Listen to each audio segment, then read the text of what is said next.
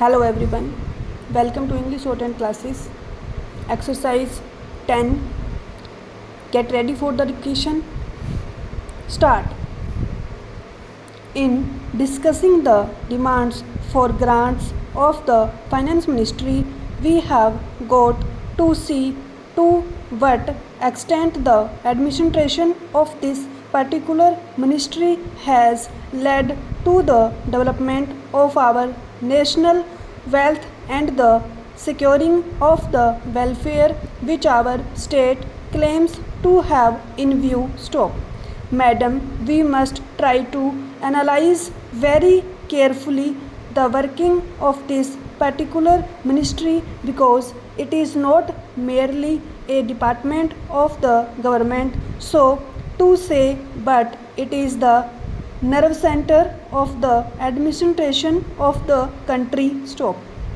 I would like first to refer to the role of foreign capital because in determining the manner in which the permission of capital issues has been granted by the particular administration, we should keep in our mind to what extent the interests of our nation have been served. Stop.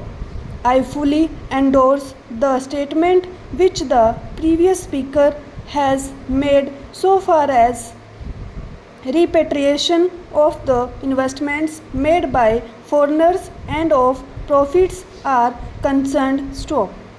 We have dealt with this topic quite a number of times and I do not want to reiterate anything apart from only spotting what the honorable member who just now spoke said. Stop.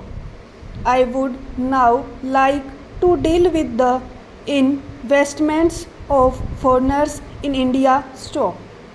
Madam, the government of our country accepted the proposition that in allowing foreign investment it should come in only in such industry and such form of production wherein our national investors will not come forward and in which technical skill is wanted. Stop.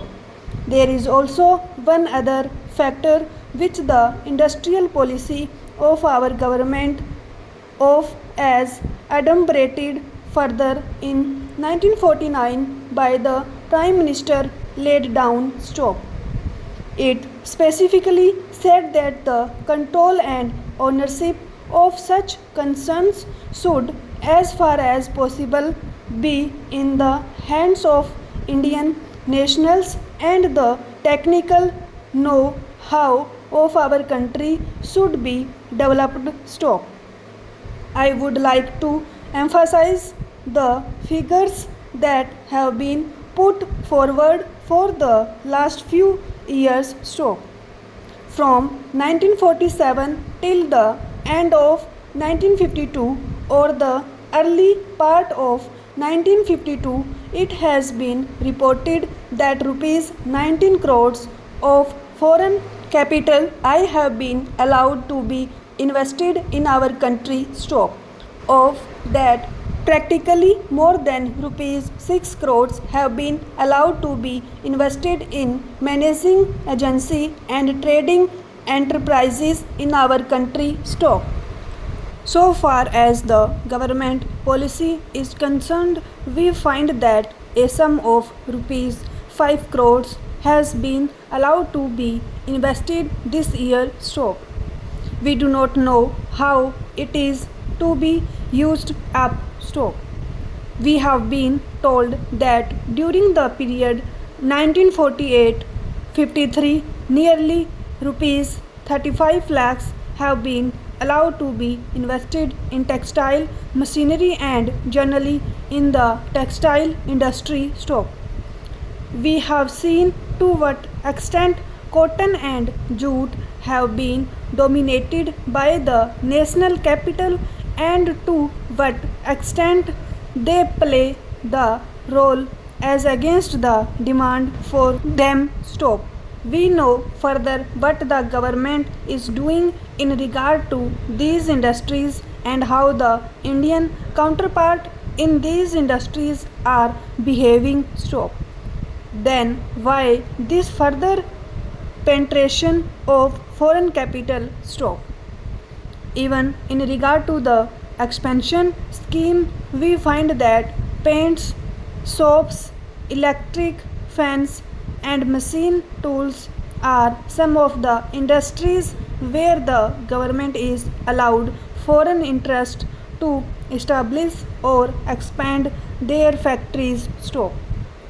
It will adversely compete with the production of the country when the indigenous producers do not find any market in this sphere. Stop. Therefore, we have got to see to what extent the capital issue has been regulated by this government and particularly by the finance department so that the national well-being of the country could be guaranteed. Stop.